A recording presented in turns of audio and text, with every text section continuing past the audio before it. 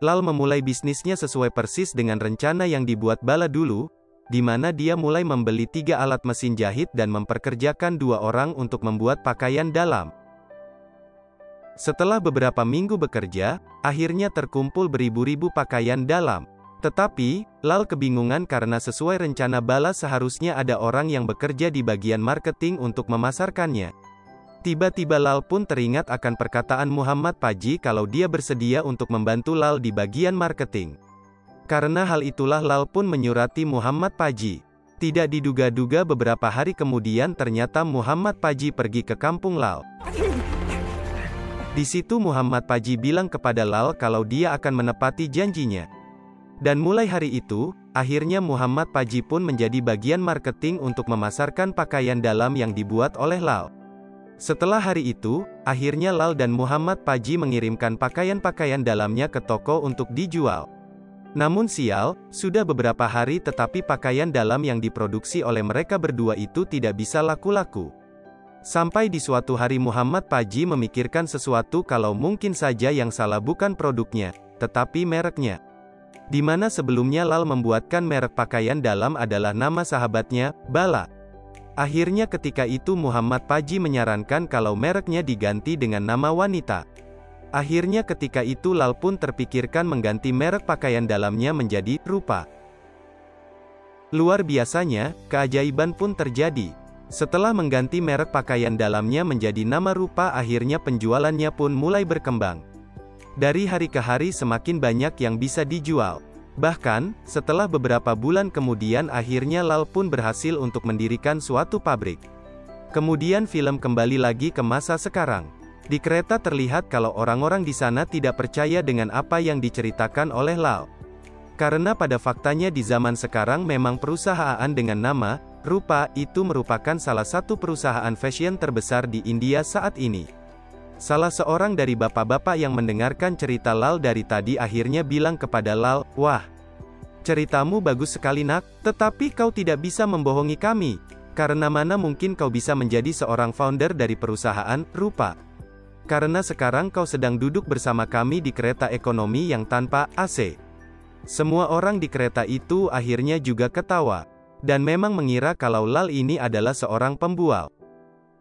Sampai tiba-tiba Lal menunjukkan majalah dengan isi foto dirinya bersama Muhammad Paji yang dilabeli sebagai pengusaha terbaik di tahun itu.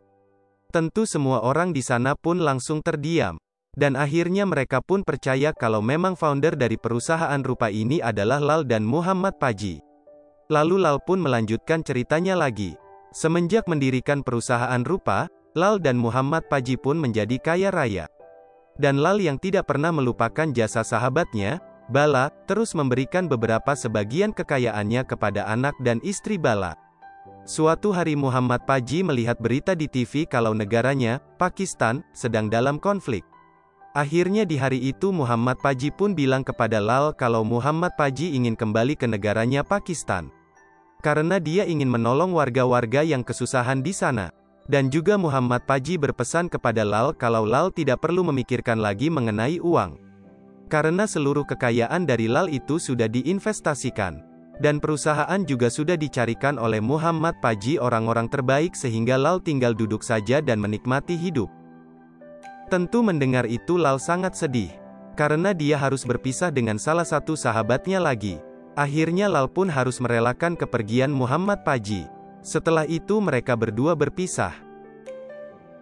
Beberapa hari kemudian menceritakan Lal yang dikabari oleh salah satu tetangga kampungnya kalau ibunya sedang sakit.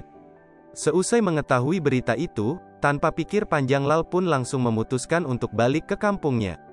Sesampainya di kampung, Lal diberitahu kalau ibunya mengidap penyakit kanker. Dan waktunya tidak lama lagi. Karena hal itulah Lal pun memutuskan untuk menetap di kampungnya selama beberapa hari untuk merawat ibunya di masa akhirnya.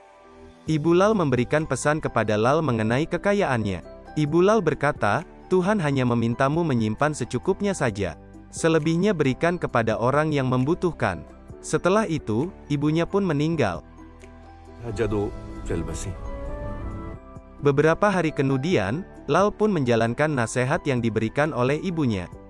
Dia menyumbangkan sebagian kekayaannya untuk membangun rumah sakit kepada orang-orang yang membutuhkannya. Selain itu Lal memutuskan tidak kembali ke perusahaannya.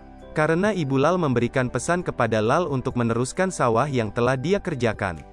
Karena hal itulah Lal pun menentukan pilihannya menjadi petani. Sejak hari itu setelah beberapa bulan bertani, pada suatu hari Lal yang sedang duduk-duduk di depan rumahnya dia terkaget karena dia melihat Rupa yang mengunjungi rumahnya. Entah apa alasannya di hari itu Rupa memutuskan untuk pulang kampung.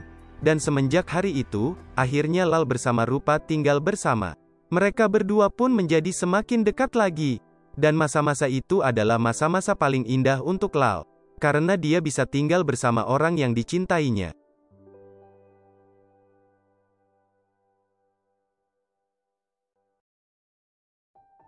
Sampai pada suatu malam untuk kesekian kalinya, lagi-lagi Lal bertanya kepada Rupa apakah dia mau menikah dengannya.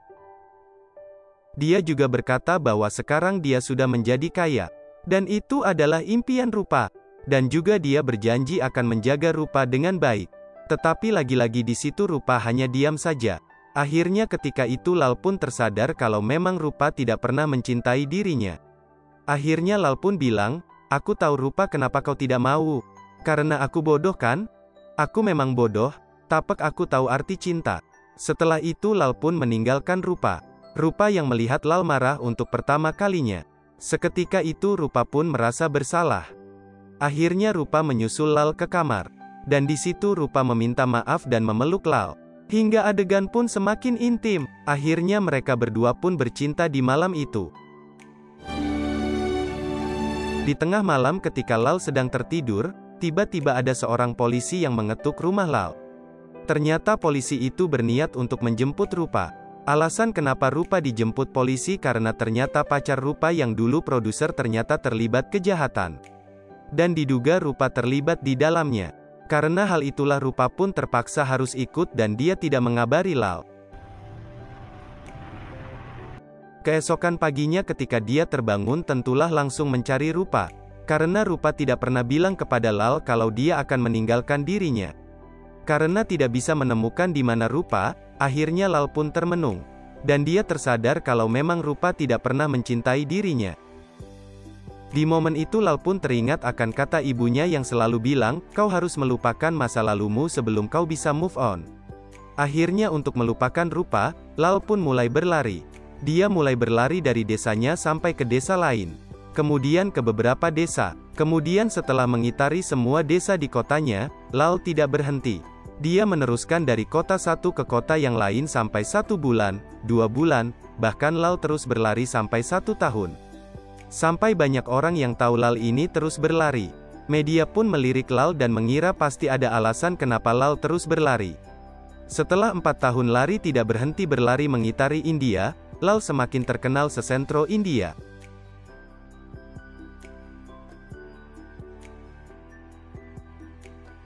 Bahkan banyak orang-orang yang mengikuti Lal untuk berlari. Karena masyarakat mengira kalau Lal ini adalah lambang harapan. Sampai suatu hari Lal memutuskan untuk berhenti berlari. Tentu di situ media bertanya apa alasan Lal berlari selama itu. Tetapi Lal hanya diam saja dan tidak menjawabnya. Setelah itu Lal pun memutuskan untuk pulang. Di saat yang lain menceritakan, Rupa yang ternyata sudah memulai hidup baru. Karena dia sudah terbebas dari penjara. Dan dia tidak sengaja melihat berita kalau ada seorang pria gila yang berlari selama 4 tahun mengitari India. Rupa semakin terkaget melihat kalau pria itu adalah Lal. Rupa pun langsung mengirimkan surat kepada Lal dan meminta Lal kalau ada waktu luang bisa bersedia pergi ke rumah Rupa yang baru sekarang. Selesai menerima surat dari Rupa tentulah Lal sangat senang. Dia pun tanpa pikir panjang langsung pergi ke kota di mana rumah Rupa berada. Kemudian film pun kembali lagi di kereta. Ketika Lal bercerita kepada banyak orang ternyata di hari itu Lal akan pergi ke rumah Rupa. Dan tepat di momen itu Lal berhenti di kota di mana rumah Rupa berada. Dan di situ Lal pun bilang kepada orang-orang kalau dia akan turun dari kereta dan di situ semua orang yang mendengarkan kisah Lal pun memberikan semangat dan memberikan harapan agar Lal bisa bersama dengan Rupa.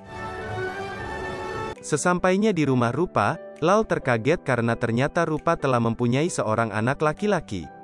Tentu di situ Lal sangat sedih. Lal pun bertanya siapa laki-laki yang beruntung yang bisa menjadi ayah dari anak itu. Rupa langsung menjawabnya kalau nama ayahnya adalah Lal Sing Jada.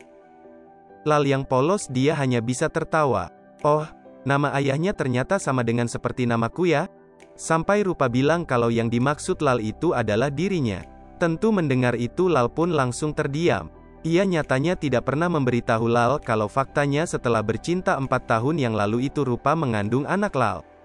Tentu di situ Lal langsung menangis karena dia merasa tidak bertanggung jawab telah membiarkan Rupa merawat anaknya sendirian.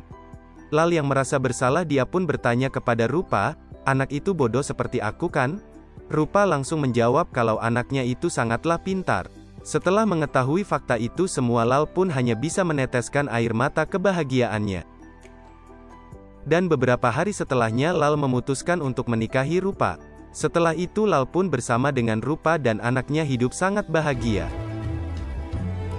Sampai di suatu hari ternyata Rupa mengidap penyakit yang sangat serius, menyedihkannya Rupa harus meninggal dunia. Dan sebelum meninggal, Rupa pun bilang kepada Lal kalau dia sangat-sangat bersyukur bisa bertemu dan menikah dengan Lal. Selain itu, Rupa juga berpesan kepada Lal kalau Rupa percaya Lal akan bisa menjaga anak mereka berdua. Dan film pun tamat.